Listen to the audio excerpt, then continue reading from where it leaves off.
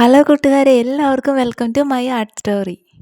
ഞങ്ങളുടെ കൊച്ചു പുൽക്കൂട് വിശേഷങ്ങളാണ് നിങ്ങളുമായിട്ട് ഇന്ന് പങ്കുവെക്കുന്നത്. എല്ലാവർക്കും ഇഷ്ടപ്പെടുന്നു വിചാരിക്കുന്നു. ആദ്യം തന്നെ ബക്കറ്റ് കുട്ടിന് നല്ലൊരു ഉടുപ്പ് ഇടിപ്പിച്ചു കൊടുത്തു.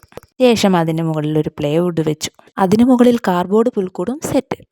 നടുവിലായി ഫോം ഷീറ്റ് സ്റ്റാറിനെ പ്ലേസ് ചെയ്തു. ശേഷം വൈക്കോൽ വിതറി ഓരോരുത്തരെയായി കൂട്ടിലേക്ക് വെക്കാൻ തുടങ്ങി. ആദ്യം തന്നെ 2 പശുക്കിടാങ്ങളെയാണ് വെച്ചത്.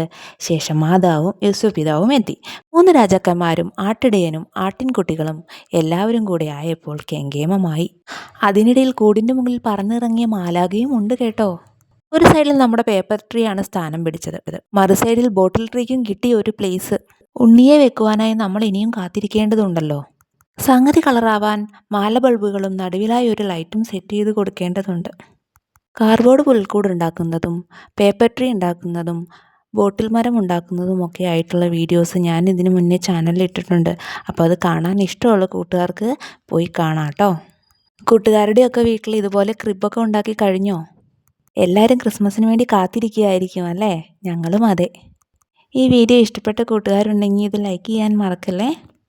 ക്രിസ്മസിനോടനുബന്ധിച്ച് എല്ലാ കൂട്ടുകാരെയും ഞാൻ എൻ്റെ ചാനലിലേക്ക് സ്വാഗതം ചെയ്യുകയാണ്. അപ്പോൾ എല്ലാവരും ഒന്ന് സബ്സ്ക്രൈബ് ചെയ്ത് സപ്പോർട്ട് ചെയ്തേക്കണേ.